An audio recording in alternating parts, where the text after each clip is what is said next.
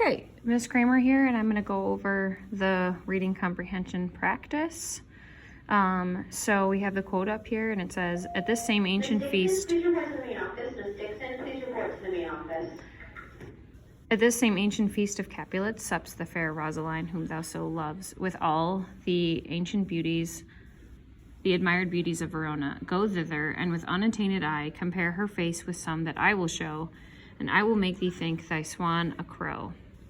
So my job in the first box is to paraphrase the text, including an explanation of the speaker, audience, and setting. So for the setting, you can give a rough estimate. It's fine to say that it's in Verona, unless there's something specific that you know about where the scene is taking place, like, for example, the Capulet party. So we can just start with the speaker and say, this is Benvolio talking to Romeo. And for our paraphrase, it doesn't have to be word for word, but just a general description of what he's saying.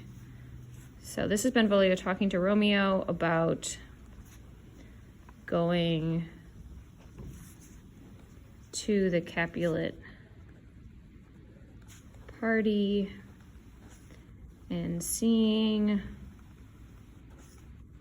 other women to help Romeo forget Rosaline. Okay. So for the next box, we have to put the following events in order, filling in the blanks and eliminating the two events that did not occur. So I would actually start by eliminating the events that did not occur. On the test, you'll have more than two that did not occur, but you want to start with that step first, I think. So I want to look at these and say, what events, for this practice, it's scenes 1 and 2, but for tomorrow, it will be what events did not occur in Act 1. So for this one, it's scenes 1 and 2. So I know, because we went over this scene today, that was Act 1, Scene 5. So we know that Romeo did not fall in love with Juliet in scenes 1 and 2. So that did not happen. Mercutio, Romeo, and Benvolio decide to crash the Capulet party. That happened. Benvolio asks Tybalt who he plans to marry. That would never happen. Tybalt is a Capulet. And Benvolio is a Montague. So they would never be chatting about their love lives. So that's a no. Romeo professes his love for Rosaline, who doesn't love him back. The prince tells the Capulets and Montagues, and this is an open book test, so although it's not a spelling test, you really should be able to be accurate about the character names because you have the book in front of you. So now we've eliminated the events that did not occur, and it asks us to put those 3 events in order. So the prince telling the Capulets and the Montagues that they'll be punished if they fight again, that happens in scene 1, so I know that comes first. Also later in scene 1, Romeo professes his love for Rosaline, so that comes next. And then in scene 2, they decide to crash the Capulet party, so that comes third. Where does this quotation fall in relation to events 1 and 3? It happens right before event B.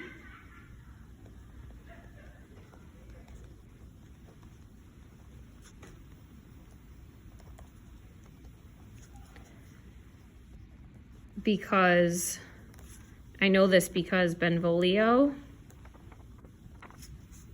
is convincing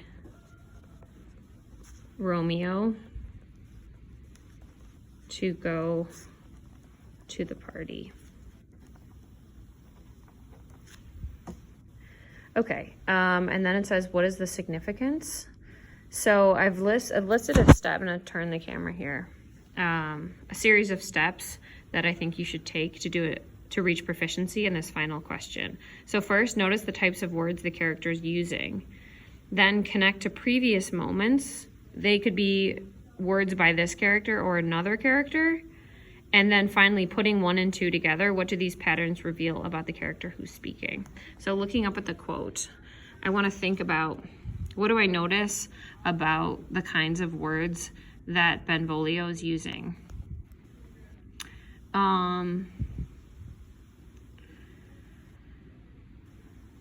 Well, first, I think that this is something that really pops out, where he says, I will make thee think thy swan a crow. And he's talking about Rosaline as a bird. So she's like a bird, an animal. And she was a swan, which is a white,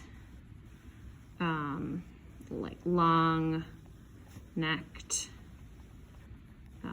it's like an elegant animal, an elegant bird. And a crow is a loud, uglier bird. There's also some like light and dark imagery here. Swan meaning being a light animal, and crow being a dark animal. So he's comparing her to a swan. So this is a metaphor.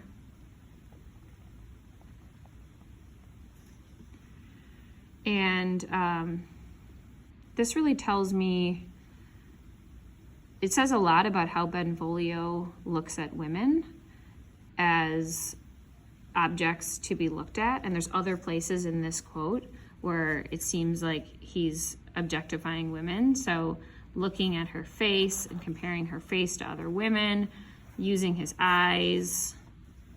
And so this metaphor of a swan and a crow helps to just reinforce and make even more powerful the idea that women are objects to be admired, or even in this case, even animals. And this reminds me of earlier, Benvolio had told Romeo to examine other beauties. And again, we saw that eye imagery where it's all about using his eyes. It's not about talking to a woman or listening to a woman. It's really just about looking. And so love for Benvolio is a lot about looking. So coming down to the third question, I've done the first two now. I've noticed the types of words. I noticed a metaphor. So I even noticed some figurative language. And then I connected that to Benvolio previously.